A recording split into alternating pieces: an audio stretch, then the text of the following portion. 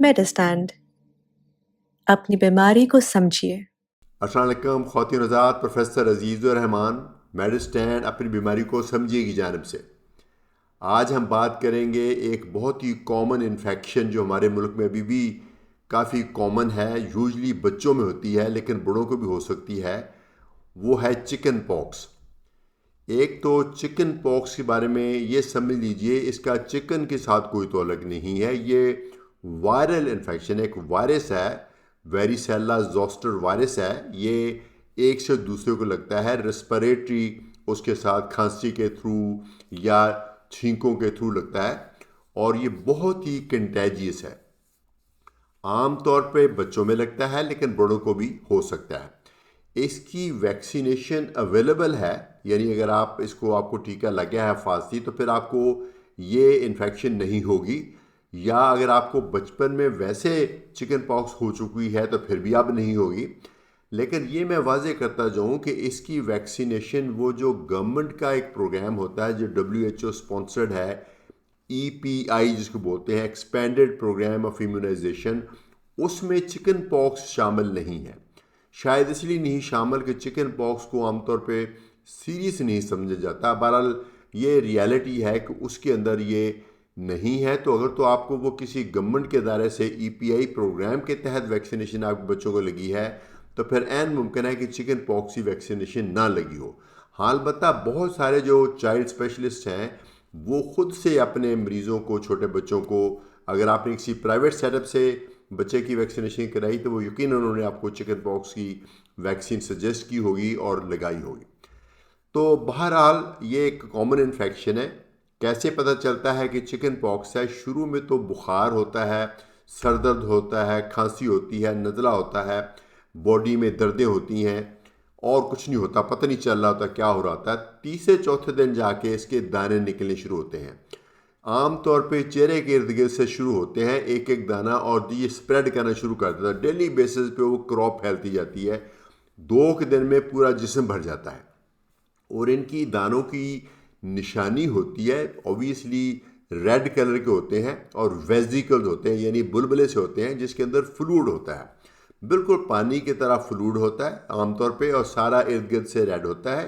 तकरीबन एक, मेरे ख्याल में किस की मैं मिसाल दूं, गंदम के दाने से भी छोटी की एक होती है। ये मल्टीपल होंगे, कई दफ़ा मिल के एक बड़ी सी भी बन जाती है, लेकिन आमतौर पे छोटे छोटे छोटे छोटे दाने सारी बॉडी में फैल जाते हैं। थोड़ी सी खारिश भी करते हैं, थोड़ी सी दर्द भी करते हैं। और इन्हीं दानों में अगर इन्फेक्शन हो जाए, जो जरासीम हमारी स्किन पे तो होते हैं, तो पस भी पड़ सकती है और वो येलोइश भी हो सकते हैं उसके अंदर।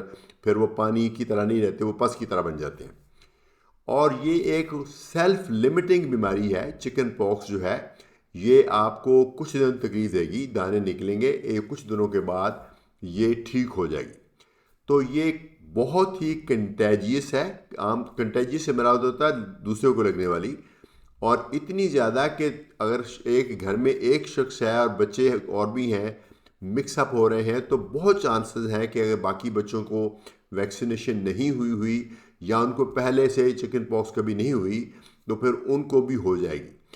और जब आपको होती है तो फिर तो आप थोड़ी प्रिकॉशन लेते हैं, दूसरों को टच नहीं करते, करीब नहीं जाते। लेकिन ऐन मुमकिन है कि जब दाने निकले थे, दाने निकलने से पहले तो पता ही नहीं था कि चिकन पॉक्स है, तो उससे पहले मुमकिन आप वायरस ऑलरेडी किसी दूसरे को मुंतकिल कर चुके हैं और दूसरे को भी कुछ दिनों के बाद हो जाए।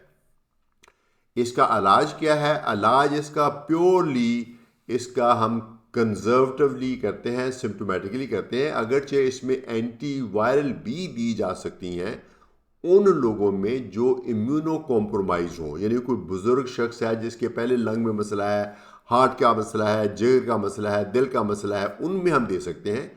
लेकिन यंग बंदों में, अदरवाइज हेल्दी बंदों में किसी एंटी वायरल की ज़रूरत नहीं भी होती आमतौर पे।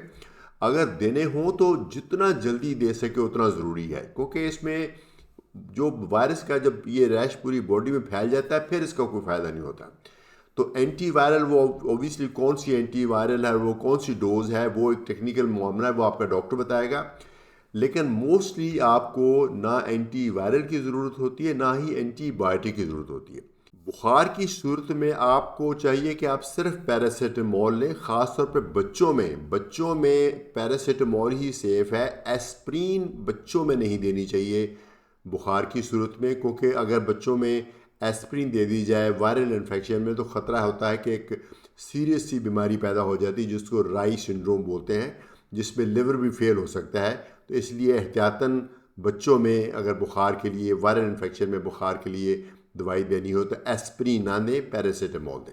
अच्छा, अब एक दफ़ा हो गई है तो इसका थोड़ा सा इंतज़ार ही करना होता है। इसमें जो रैशेज हैं वो कुछ दिन पानी रहेगा, फिर उसके अंदर वो खिरंड सा आ जाएगा जिसको स्कैब कहते हैं, और स्कैब बन के बाद वो आहिस्ता आहिस्ता उतर जाएगा। 3-4 हफ्तों का अमल है, फिर बंदा ठीक हो जाएगा। यूजली जिस तरह से स्मॉल पॉक्स के अंदर निशान मुश्किल पड़ जाते हैं ना, स्मॉल पॉक्स जो है माता, वो उस तरह की इसमें नहीं पड़ते। इसमें निशान पड़ते हैं, कोई एक आध दाना मुमकिन है रह जाए जिसमें पस पड़ जाए। आमतौर पे दाने मुश्किल नहीं रहते, कोई निशान मुश्किल नहीं पड़ते, बंदा मुकम्मल तौर पे ठीक हो जाता है। अच्छा, इसका पंजाबी में नाम, अभी मैं वीडियो बना रहा था तो मुझे याद आ गया कि चिकन पॉक्स का जो पंजाबी में नाम है वो लाकड़ा काकड़ा है। मुझे खुद नहीं पता था पहले, लेकिन कुछ मुझे पता चला कि इसका नाम पंजाबी में लाकड़ा काकड़ा है। तो वो एक बेज़रर सी किस्म की इन्फेक्शन है, लेकिन बहुत ज़्यादा कंटेजियस। अच्छा, कई दफ़ा ये होता है कि ये वायरस आपका उस वक्त तो ठीक हो गया, आप बिल्कुल ठीक हो गए, और लेकिन वायरस जो है वो बॉडी के अंदर रह गई, और वायरस जो है वो लेटर ऑन कई साल बाद वो जाके, कई दफ़ा 30 साल बाद वो वायरस जो है वो आपकी बॉडी में से नए सिरे से किसी एक जगह से हर्पीज ज़ोस्टर के तौर पर निकलता है। अब इसकी तफसील मैं आगे इसलिए नहीं बताऊंगा कि हर्पीज ज़ोस्टर की मैंने एक सेपरेट वीडियो बना छोड़ी है, अगर आपने देखनी है तो वो देख लीजिए।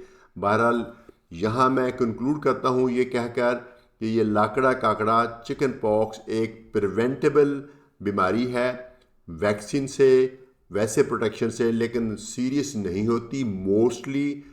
कभी कभार ये, चूँकि वायरस सारी बॉडी में जाता है, कभी कभार ये पूरी बॉडी में इफ़ेक्ट हो सकता, पूरी बॉडी में कोई भी ऑर्गन इफ़ेक्ट हो सकता है, ब्रेन इफ़ेक्ट हो सकता है, दिल इफ़ेक्ट हो सकता है, निमोनिया हो सकता है, और बॉडी के जो ऑर्गन्स इफ़ेक्ट हो सकते हैं। तो कभी कभी ये सीरियस भी हो सकती है। अगर ऐसा हो तो फिर आप हॉस्पिटल में दाखिल हो, अदरवाइज़ आपने सिर्फ पैरासीटामोल वगैरह खानी है, खांसी का शरबत पीना है, नज़रे की दवाई खानी है, या वो सारे स्किन पे जो दाने बने हुए हैं उनके ऊपर कैलामाइन लोशन एक होता है, वो सिंपल सा, वो लगा लें, वो लगा रहने दें। उससे क्या होगा तो वो ख़ारिश से भी कम हो जाती है, और उसमें एक किस्म की ड्रेसिंग हो जाती है, बाहर से जरासीम जाने के चांस भी कम हो जाते हैं।